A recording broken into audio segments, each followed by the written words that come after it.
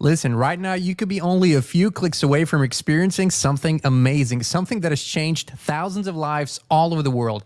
I'm talking about a high consciousness field similar to those at pilgrimage sites and sacred places. It's where people go to heal, to connect, and to become the best possible version of themselves. With FLFE, you can bring such a high consciousness field into your home right now. It's a spiritual quantum technology based on the work of Nikola Tesla. Better sleep, more energy, greater well-being, improved finances, electrosmog mitigation. These are only some of the things people on the FLFE service are experiencing. Try it now for 15 days completely free of charge, no credit card needed. Just click on a link down below to start your free, no strings attached FLFE trial right now.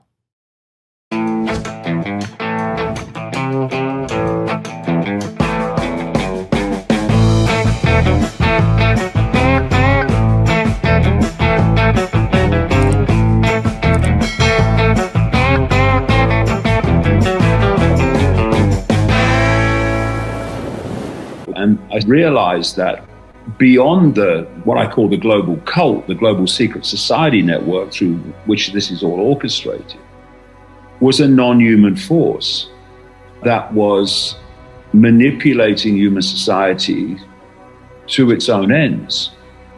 And I think that absolutely since the COVID era began, more and more people have started to realize that the agenda that's unfolding is anti-human. Every area of life that is essential to humans, whether it's water, whether it's food, whether it's the atmosphere that's being changed by technologically generated radiation, even the nature of the body being manipulated, all these different essential areas of human life are being targeted. And thus it's an anti-human agenda. And a lot more people than ever before, far more, are starting to say, well, maybe that's because, as that mad guy Ike says, behind this is a non-human force. And I guess to start is to go back to just after the turn of the millennium, when I just got so powerfully, a kind of knowing that we live in a simulation. The technologically massively advanced version of a virtual reality computer game. What we call the laws of physics are actually the rules of the simulation that have been encoded into it. You can encode whatever rules and laws that you want in your game, but you're still going to be limited by the processing speed of the computer system or whatever you're working with. And that's the speed of light. Hey, Inspire Tribe, my fellow freedom lovers, it's John Nolan here. Thank you so much for tuning in. It is Wednesday, May 15th, 2024. We're healthy, we're wealthy, we're whole, we're free. I'm dropping the winning for now because people connect way too much of their own perception of what that might mean. You know who you are, and you know what it means to you, so that's all that matters. Thank you all for being with us on Rumble, X, and YouTube. I see Ronnie and Christine had a synchronistic moment there. That was funny. Hey, Ronnie, good to see you, my friend. Leslie is here. Stuart is here. Sharon is here. Girl Sees Dragons is here. Keep up the good work, Girl Sees Dragons. Keep doing what you're doing. Pamela is here. Good to see you. Jay Fraj. Opef Divinity is here. Dragonfly. Oh my goodness. Granite Onion. So good to see you all. Okay, so you can when your mind is in a certain space, I think, and that's at least how it's for me, you can just quit thinking about things. And in the past few weeks and months, maybe even years, what has really fascinated me and us, Christine and myself, and maybe even our broader family, is the exploration of the nature of our reality, right? And I think the reason is that when, just like with religion, when everything around you begins to crumble down, and I'll explain that a little bit deeper in a moment, you simply start to go as far out as you can, right? There, for me, one thing is clear, and I'm in a more or less detached way scrolling through the news stories of the day. I'll go through my X tweet feed, or I'll just go to certain sources that simply show a small portion of what's happening. And what I'm noticing is that to someone who would be transported from year 2010 into now, everything seems just insane, and it is. But there's also this clear message that's coming through is people are losing absolutely losing trust and faith in the system. And you have to start asking yourself, at what point will the system try to redeem itself? And could it even redeem itself? I believe it can't. I believe it's beyond the tipping point of where the system could redeem itself, or new faces in the system could turn the ship around for them. So that to me points to a more revolutionary and, even if you will, destructive path. Unfortunately, it does. But that doesn't mean that we're in any way, shape, or form negative. So now let's talk about this is the preface. Let's talk about the Matrix. Just like religion, this has brought us a lot of both positive and negative comments. A lot of people have left our channel since we started talking about these things, and that's okay. And some others have joined us. Welcome. So I kind of try to bring a status quo as to where we are in our thought process. And this ties into the religion series, by the way. So the simulation theory, or the matrix theory, or the construct theory, these are all different words for a very similar concept.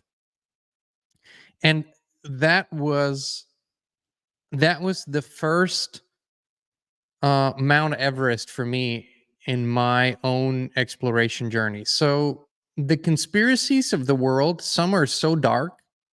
They're not conspiracies, but the truths of the world, some are so dark that they're just hard to wrap your spirit around, because some of us simply can't fathom such darkness and violence.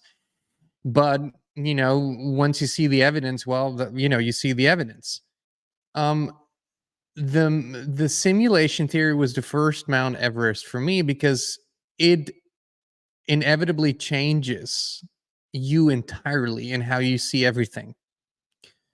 But following the same principles, that is at least my working theory, that we are living in a sort of a simulated reality. Why would I say that? Okay. So among the big questions of life are, who are we? Where are we? Where did we come from? Where are we going? What is this, right? I've asked these questions long before I was able to grasp the whole truths of this world, the conspiracies, the rabbit holes. As a child, I had these questions internally before any of this. And I remember having some of the very similar thoughts that I'm returning to now. So if we look at our world, and truly for us humans, 99.999%, this is an enclosed system. Yes, we see stars. Yes, we perceive planets and the sun, but we live in an enclosed system that we cannot leave. So what is it, right? One section of the population says that this is the product of random developments of the Big Bang, and everything started from there, and everything sort of put itself together in the way that we find it now. I've always found this to be laughable at best. But if it is laughable, then what else could it be? Well, what do we find in our reality? We find cycles, we find patterns, and we find order. As a matter of fact, everything that you bring in disorder, and we humans do, the misguided humans do, begins to find its way back to order, down to the minutest molecules. That's what they do. You randomly shoot them into a space, they will start to organize. What causes that order, or that intention for order? Then we look at cycles and patterns. We could start with what's happening within the human bodies, happening within cycles. I mean, women know this even clearer and better than men do, but we have so many cycles that our quote unquote natural world presents us with. And then we have cycles and patterns that we seem to go through as a collective of building up civilizations, building up the technological age of high development, and then a reset and sort of not from scratch, the beginning from scratch, but sort of build up again. So there are multiple chronologists out there. One of them we had on this channel quite a few times, Jason Brashears, who found mathematical patterns that are exact years in between those resets. Others have found other intervals, but they're still accurate. They're still within a very specific time period. So if there are such patterns, and there very well seem to be, that excludes the theory of randomness. It excludes that we are the product of random mutations and random developments and single cells that started forming in a way, because at least our way of thinking doesn't allow for those two things to coexist in the same concept. Either something develops randomly and in a linear way forward, or it doesn't, which in our case it doesn't. We go through cycles. It's cyclical. And then people say, yeah, because we are rotating around the central sun and the 26,000 year cycle. But even that is a pattern and an order and a cycle that must have come from somewhere. So now let's just go with this working theory. I don't claim to have the truth on this. I'm just saying that this is the working theory. So I think most people that are here with us, we sort of agree on this theory that there is an intelligent designer. Intelligent design behind what we're experiencing. Now the question is this the omnipotent creator God, source energy that created everything, that has created this realm here that we're living in? Or, have there been falls from consciousness and falls from knowledge and falls from everything before? And are we living in a simulated, constructed reality that some entity, powerful technologically maybe, has created for their own intentions and means? Well, this sounds outlandish to some and sort of worthy of exploration to others. But I'll address the outlandish ones.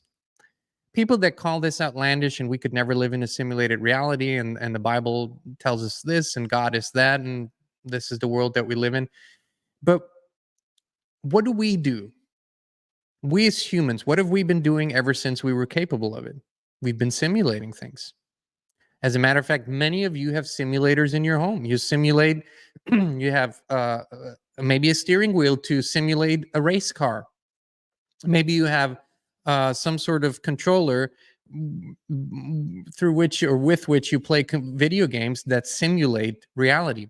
There are millions and millions of simulations within our world, and ever since we were capable of doing it, we have been doing it. So to say that it is outlandish to think that we ourselves could be living in a video game or in a simulation or in a construct, I don't think it's outlandish at all, because we are doing it. We're doing it every day. As a matter of fact, we're simulating everything of any importance to us before we do the real thing.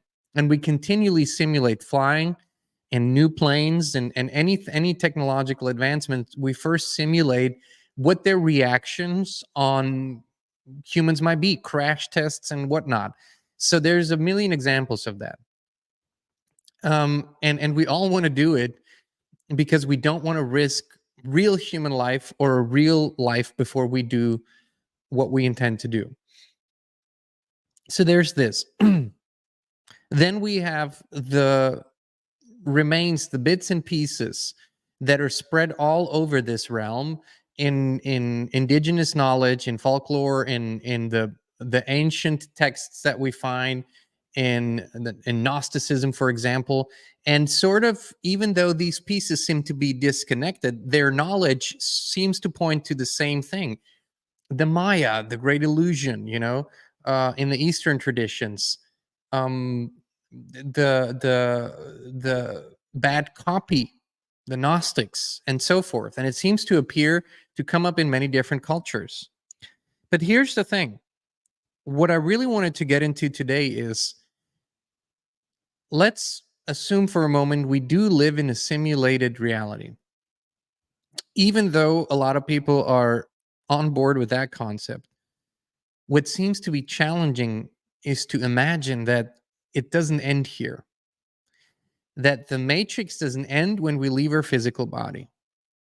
That the near-death experiences are absolute truth because they were in the spirit realm, and the spirit realm couldn't possibly be part of a simulated thing. Most people don't even ever think about that could be the possibility. But if you are able to simulate a reality or create a simulation, and let's go back to the video game analogy. How many video games have you ever seen that have one level and one level only? What do they usually have? Multiple levels. And what was true in one level oftentimes isn't true in the next level. And so what would prevent whoever created this simulation to have more than one or more than one level to it? What if a near-death experience is still happening within the simulation?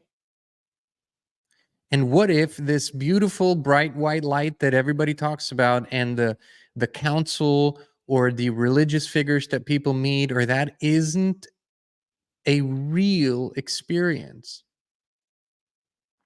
Even within our reality, we could find virtual reality experiences that seem so real that people have the most authentic reactions to what they're experiencing in those virtual reality worlds. It isn't now, today, it's much easier actually to get the picture of what I'm talking about than it was just 20, 30, 40, 50 years ago, when the technology wasn't readily available to most people or any people. So what would that mean? And why is that important to discuss? Listen, we don't know. We do not know whether we'll make it through this next reset or not. But if death is our enemy, and if we're so afraid of discovering what might be beyond, then my best guess is that we collectively, or those who don't want to explore that, will fall back into the trap and be recycled into this simulation. So I think there are two major initiatives going on in this realm right now by a specific group of people that has come here to do just that. A, rediscover the knowledge of this so that we can see what it is, and hence break it up, break up the matrix. I believe the matrix, or the worlds of simulations, are keeping us from experiencing in fullness who we really are and what we truly are, and they're keeping us in perpetual loops. So breaking it up is one part of it, but learning, if that doesn't work, learning how to return to prime, how to return to the real thing. If generations and generations of people were born with a headset, to put it symbolic, sometimes the word don't come out, symbolically, then at some point they wouldn't know they're born with headsets any longer. They wouldn't see the headsets or perceive them as what they are. And given that the science within this realm tells us that this biological computer here is only capable of seeing a minute spectrum of what is out there, Some say 1% of the light that's out there, and some say 0.1% of the light that's out there. Both are minute, both are tiny, which means that the vast majority of what is out there in terms of light, which light equals the reality that we live in, we don't see. So what that means is we're practically moles. We're practically blind. We see very, very little of what is there. And we use technological help to see some of the things that we cannot see. We use that when we do x-rays, when we do MRIs, when we do use other things. They show us a spectrum of light that we can't see. So for us to simply rely on what we can see and defining that as reality is stupid. It's not wrong. It's stupid. It's dumb. It's dumb to do that. It means we're not using our brain correctly. Now, chances are that this biological computer is encoded in this way for a reason. So you can't see. What about all the electromagnetic frequencies that are in the air that are man-made, all the Wi-Fi stuff and everything else? That's all in the invisible realm to us, but it is there. And if we could see it, we'd probably go nuts because the whole room is full of it. Some animals can see different spectrums of light than we can see. And so we think their behavior is weird, and they probably think ours is weird because we're running through things and into things we cannot see. So to use our physical senses, so to speak, to define our reality simply isn't sufficient. What happens, and this is the interesting part, is what is the vehicle that we travel with or in, that our awareness travels in or with when we leave this body? Because obviously there is something that has an experience, the near-death experience, and it comes back to tell the story. Now, people use the terms soul and spirit interchangeably, and I used to do that. I've come to think of it as two distinctly different things. The soul seems to be, for the lack of a better term, the vehicle that incarnates from body to body, from life to life, that carries the karma, and hence on a level that we can't perceive usually during our lifetime, carries the memories of those past lives. The soul might be just like this reality and artificial construct, something that is not like, I don't know, like a portable cloud. I don't know how else to put it. And then we have spirit, which I believe to be the real thing. I believe spirit is that's the only thing real in this whole equation is spirit. That's at least in my world, in my perception. And spirit is that which to me is eternal. And because it is eternal, it is real. And it is that which, when you connect with it, at least in my case, that's how it is, it supersedes all other perceptions. It supersedes the perception of the senses. It supersedes the perceptions of the soul. And if you look at a simulation, a really good one, it attempts to copy everything, not just aspects, but everything. Because it wouldn't be a good simulation if it didn't take into account all aspects of the experience. But a copy can never live up to the real thing. It cannot live up to the real thing. So the reason why I'm talking about this and have been talking about this is because I believe that we need to be in our spirits or with our spirits connected to navigate the maze of artificial realities and to find the exit. It's this internal compass. And if the soul tries to or wants to imitate spirit, then the soul is still not the real thing. It's like the invisible or hard to see avatar that keeps incarnating into lifetimes, and then we go into the not idea but reality of karma. And what does almost everybody say when they had that near-death experience, there was some sort of council, there was some sort of conference room. Sometimes there were screens. They had this life review. They were seeing what they did. They were feeling how the other person, the affected person, felt. They were feeling and seeing everything. And then oftentimes it was decided that they needed to go back, or they had the choice to go back. Obviously, if they come back and tell the story, they came back. And the theory was formed that we have to live out all of our karma until it's all dissolved. And that is the spiritual journey. And that is how we mature. And this is what this realm is. And this is sort of more into the Eastern philosophies, in the Eastern traditions. And it is a step above, to me. It explains more about more dimensions than our Western traditions do. But what if it is still part of the manual, the script of the simulation? What if spirit and free will are simply the only things that are real in all of this?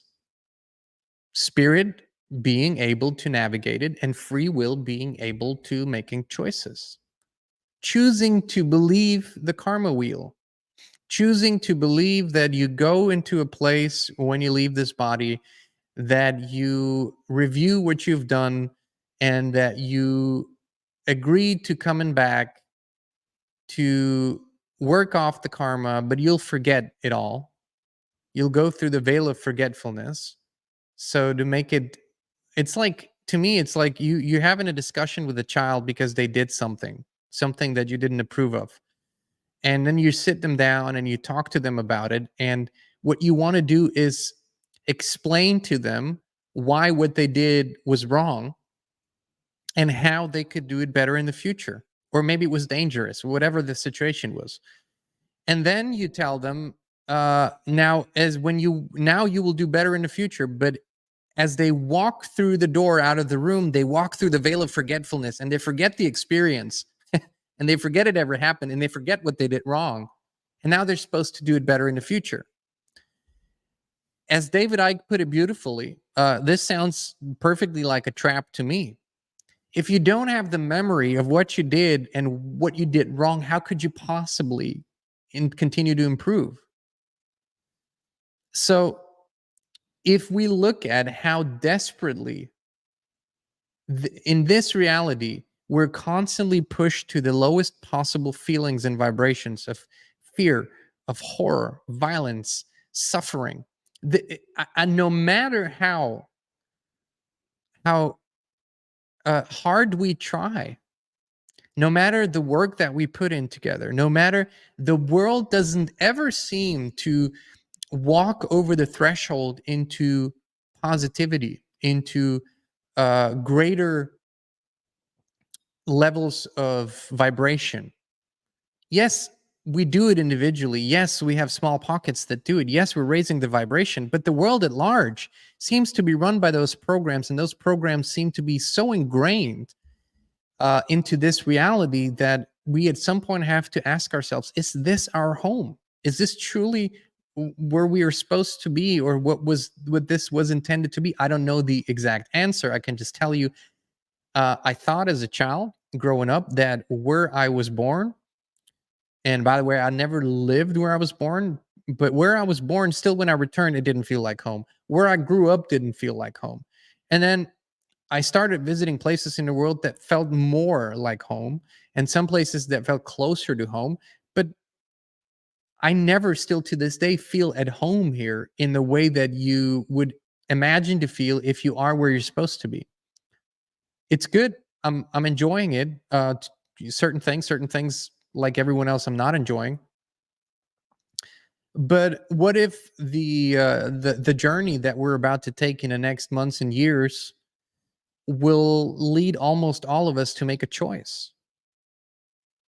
I don't know that could possibly happen. It could possibly happen that we're catapulting ourselves out of this sphere for one way or another, and the choice will be walk into a beautiful but ultimately simulated light because the matrix continues, or return to prime, return to home. If we never think about these things, which we're programmed not to, if we never talk about these things, which again, we're programmed not to, and if we don't take the time, which we usually don't have because we have to struggle to survive, which again is programmed, if we don't do that, then we just might find ourselves in another loop. And I, for one, I'm exiting, right? I mean, I know why I came here. I remember the decision I made and what the decision will be moving out. I also feel deeply inspired to do what I can to help others remember that as well. This is a very, very seductive place. It seduces us with an almost endless stream of distractions. And if you just think about all the things that have been invented and brought into our reality just in the last 10 years, I mean, just remember growing up how you would think, oh, wouldn't it be cool if that existed, or if someone invented this or that? It's all here now. Everything's here. The space is filled with distractions. You could go from morning to evening and just be in awe of all the entertainment distractions that you can have. There's an endless stream of channels. The TV never stops. The program never goes to sleep. You can go on and on and on and on and on and on and on and be distracted, programmed into the matrix, forever, by design. The more that we explore who we truly are, and the more dimensions that we discover within ourselves, the greater the fear of the builders of this construct that we lose faith in it. Because that is what is driving it, that we believe it's real. Like we've been discovering through the religious series, and we will be, ultimately, we're living by belief systems. That's what this realm is. You can believe in many different things as long as you believe in this realm and its reality, that it is real, that it is all that exists, that it is the Alpha and the Omega. When you begin, however, questioning the very fabric of this reality, that is the forbidden place. That's the forbidden knowledge. That might be the forbidden fruit. To discover that this isn't it, and that we are in an enclosed system. It might have different rooms, it might have different levels that we can move through, but we're still in an enclosed system, and that the real place lies outside of it.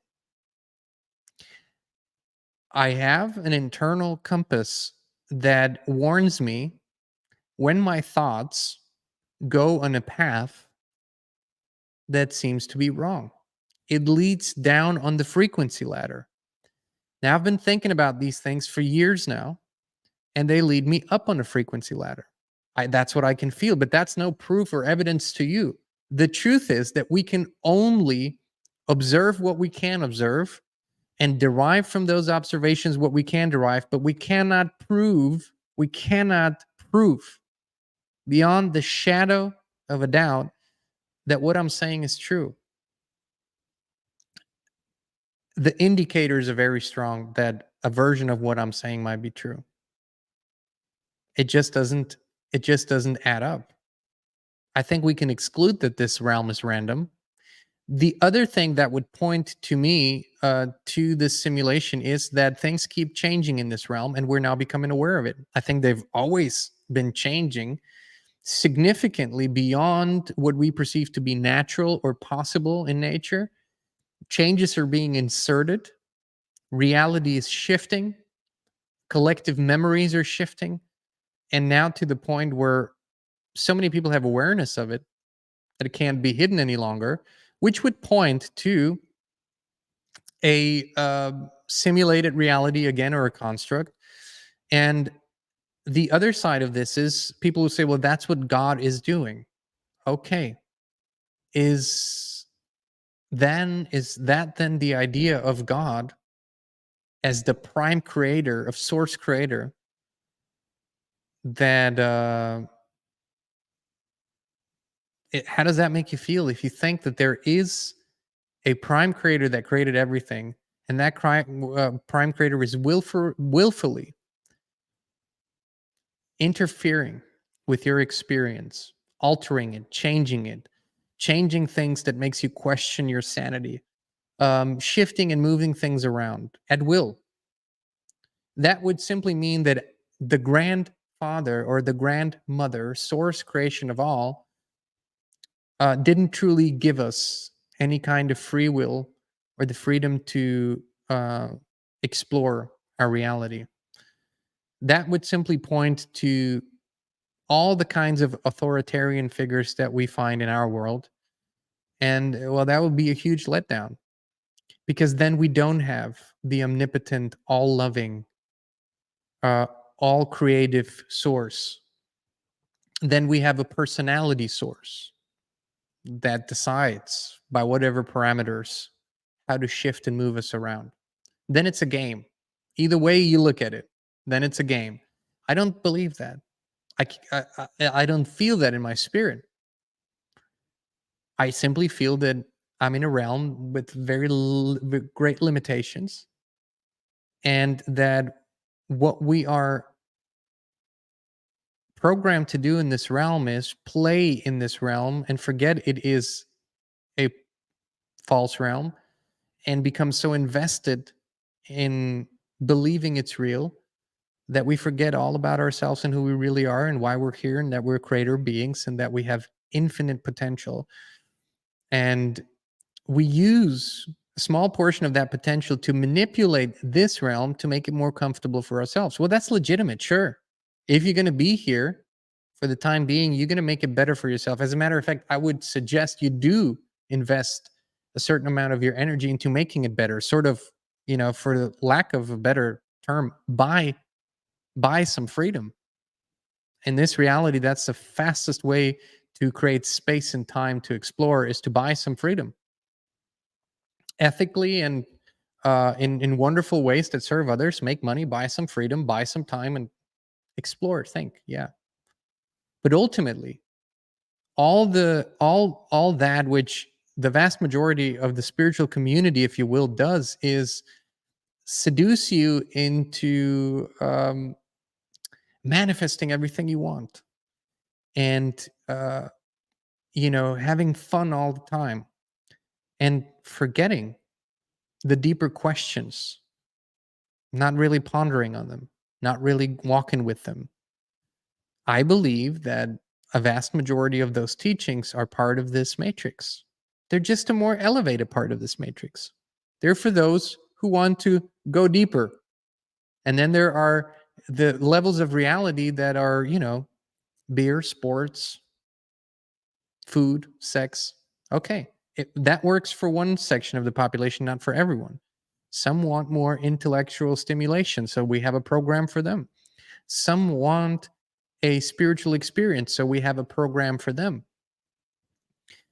I can only, from my personal experience, speak about some of the meditative journeys I've had and the traps I've experienced in those deep meditative journeys. So when you first start overcoming the first level, which is the mind that doesn't want you to go there, it's like, come on, just stay here. There's so much here to see. Why would you go into that space?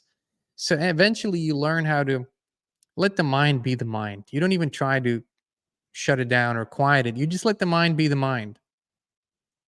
And you then go into a deeper space. Then some really cool things start to happen. Some very, very stimulating experiences in that space.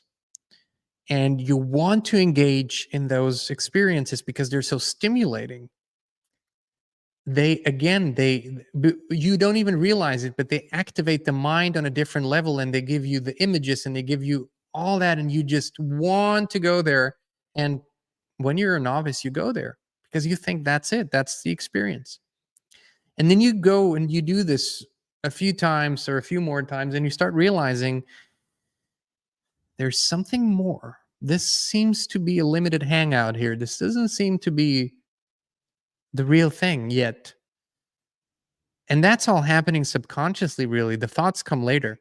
And so eventually, when the next time you go deep and that stimulation appears, you just keep falling, keep letting yourself, allowing yourself to go deeper. And then a more sophisticated level of that stimulation appears. And it's giving you a deeper experience. And then you hang out there for a while. But there's still this little voice inside of you that says, go beyond this. This is still not the real thing. And that goes on and on. There's quite a few levels of this until one day,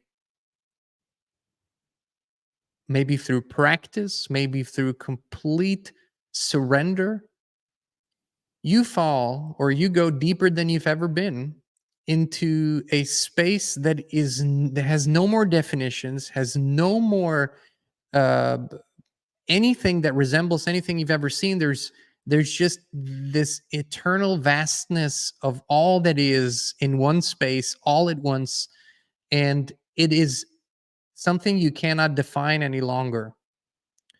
You don't want to define it any longer. It has no beginning, it has no end, it has no rules, it has no levels. You just are. It is pure beingness. In that space, you do not want to create anything. You do not wish to meditate to manifest a better reality for yourself. You do not try to pull money out of that space or try to create anything from that. You just are. You are, and you are everything.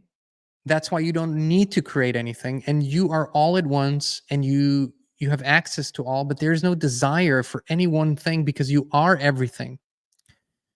That can only, there's only so much I can explain in verbal and mental concepts that has to be experienced.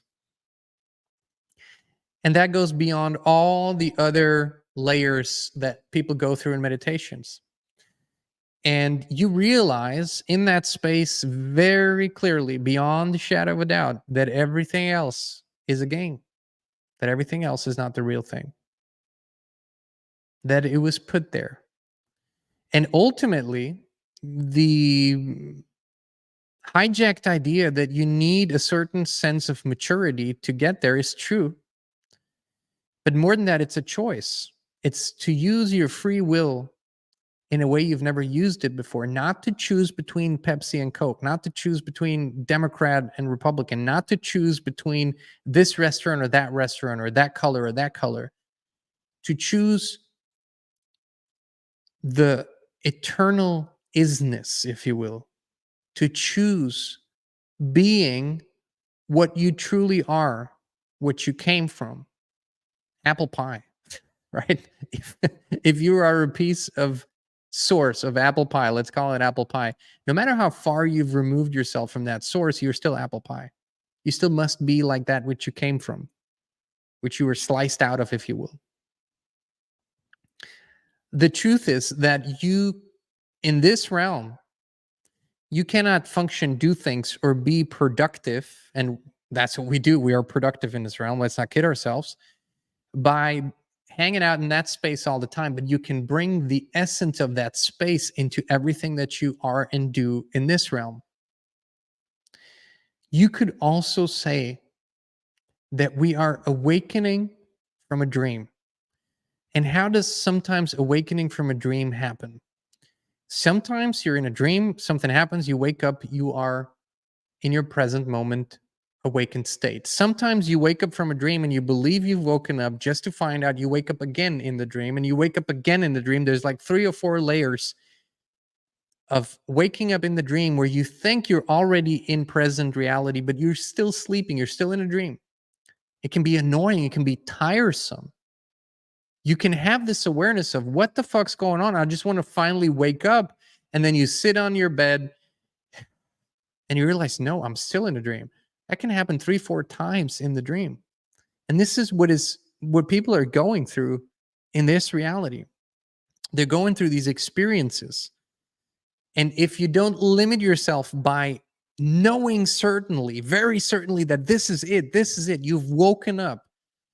If you give yourself permission to continue the journey of awakening, then you will.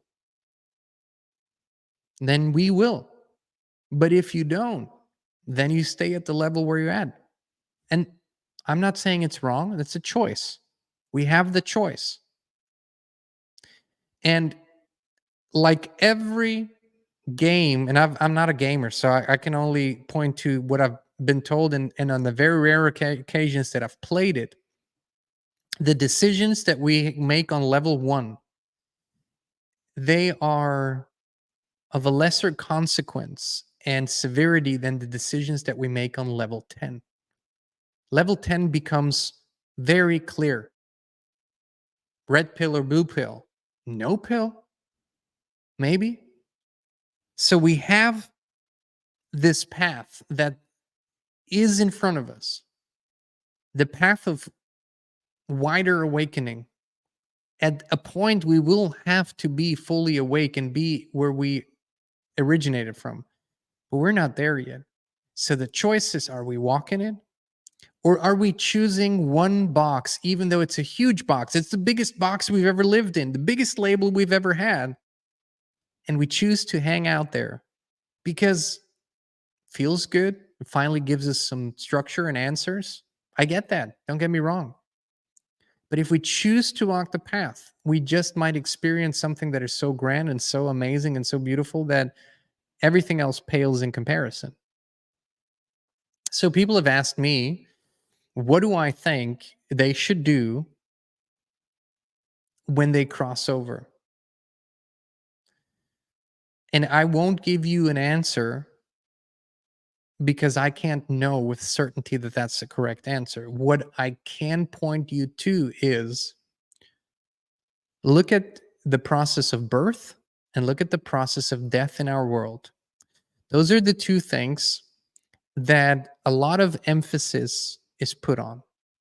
Birth today in most cultures, in most places in the world, has been turned into a condition. So pregnancy is a condition, and birth is almost like a sickness event. It certainly happens for most people in hospitals where people are sick and die. And it certainly happens so that the connection is interrupted immediately if it hadn't been interrupted before. And then we go through life, a series of deep programming. And then the last years of our lives are usually spent in places that are not familiar, nursing homes with people we don't know, in procedures that are inhumane a lot of times. And we go through stress, trauma by design. So by the time that the time of crossover comes, what are we seeking more than anything is relief from the condition of life. So that first beautiful thing that seems like relief, we go to. I believe that's how the program operates. I really do. So then if you choose to find the greatest possible balance and connection with spirit, original source that you can find during your life, if that's how you live out this realm, then I'm certain by the time you get there, or you even choose to make that transition, which I think that's was more original for us, you will know exactly what to do. I don't think you can write down a recipe, live a miserable life, suffer all the way through it, and then remember the recipe. I don't think that's how it works. Certainly that doesn't seem to be right. The reason why this is timely, as I said before, this just might be coming sooner than we think. I don't know. I really don't know.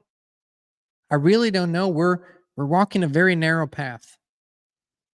And if the game is called Saving the Matrix, then I'm quitting right now. I don't want to save the Matrix. I don't want to save this simulation. And I don't want to stay here to improve the simulation either. I want the simulation gone. I trust that Prime outshines this by infinity. How exactly it works, what the technology is, I don't know. I really don't know. But it doesn't keep me from walking the path. All right, my friends. Thank you so much for tuning in. These discussions have become infinitely deeper than I ever thought they would, by the way. And I just thank you for being here with us, for sharing your thoughts, and for walking with your own thoughts and maybe what we explore together. Walking with something. I've been building what I call thought castles in some instances for 15 years now. So 15 years where I'm building a thought castle. And it doesn't mean that I don't go back and pull out some pieces, but I'm building a structure. And every time I find that there's a mistake in the structure, I go back and correct it, right? But that is sort of a labor of love for a lifetime. And just to watch something, to watch a video, watch a podcast, watch a live stream, and have your thoughts or your thought castle challenged or provoked, and then move to the next, won't do anything. If you read something that ignites your spirit, that inspires you, challenges you to think deeper, broader, go there. Walk with it. Turn off the distractions. See what it does. See where you land. You have all the capacity to explore. I don't want to ever be even thought of as an interpreter, as a preacher, as like the religious structure does, where somebody needs to explain, and I'm certainly not that somebody. I'm just explaining what our journey is, what we're talking and thinking about, what we're researching, what we're finding, and the path that we're walking. If that is of value to you, wonderful. If it isn't of value to you, I understand. But I'm not a guru. I'm not the one you should listen to, the one voice, and that is the gospel truth. No, no, no, no, no, no, no. Please don't. Please walk with this and just see how it feels to you. All right, my friends. Thank you so much again. We love you. We appreciate you. We'll be back with you again very, very soon.